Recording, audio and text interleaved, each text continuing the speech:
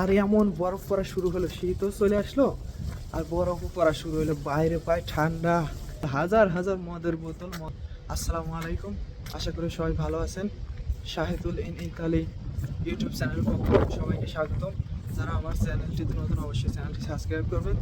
তো পরবর্তীতে আমরা চলে আসলাম নতুন কোম্পানিতে। তো নতুন কোম্পানিতে আসার পরে আমাদের থাকার জন্য একটা রুম দিল, স্টোর রুম। তো স্টোর রুমে যাইয়া দেখি ভাই আপনার খালি মদের বোতল, হাজার হাজার মদের বোতল আর এত ধুলোবেলার পুরোনো সুপা মহা পরে আছে।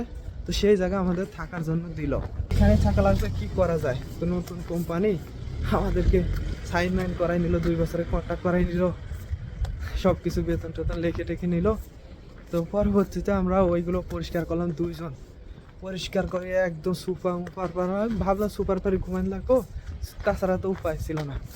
তো পরবর্তীতে ওই সোফা টোফা পরিষ্কার করে রেডিমেডি করলাম।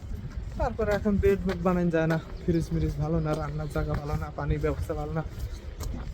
তারপরে মালিকের বললাম ট্রান্সলেশন, মোবাইলের ট্রান্সলেশন বাইর করে, যে এভাবে তো থাকা যায় না, কি করা যায়। পরে এজেন্সিরে জানাইলাম, যে নিকোলা এজেন্সি ছিল সার্বিয়ার, ওরে জানানোর পরে ও ফোন দিল মালিকের।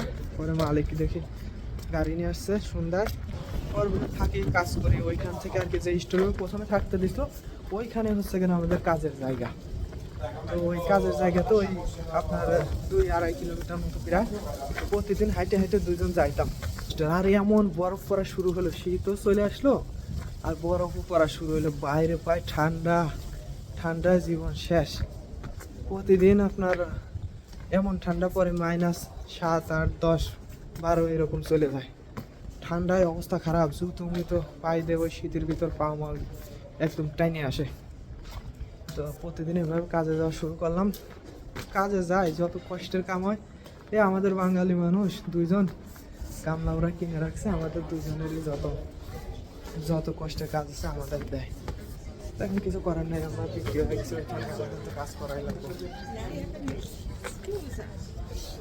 তো পরবর্তীতে আমরা ওইভাবে কাজ করতে থাকি, আসলে কষ্ট হলেও কিছু করার থাকে না।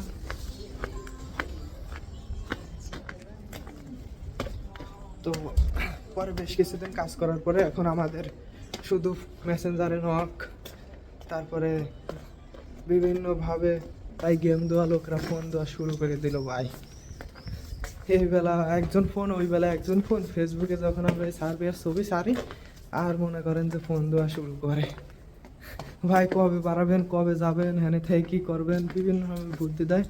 তো ঠিক আছে, আজকের গল্প এই পর্যন্তই থাকলো। পরের ভিডিওতে এর পরের গল্পটা আর কি আপনাদের শোনাবো, যে কীভাবে তারা আমাদেরকে প্রলোভন দেখালো এবং আমরা আসার জন্য প্রস্তুতি নিলাম, এবং কোম্পানিটা আমাদের সাথে লাস্ট পর্যন্ত কী করেছিল সেটার বিষয়ে আর একটা ভিডিও দেবো, অন্য ভিডিওতে বলবো।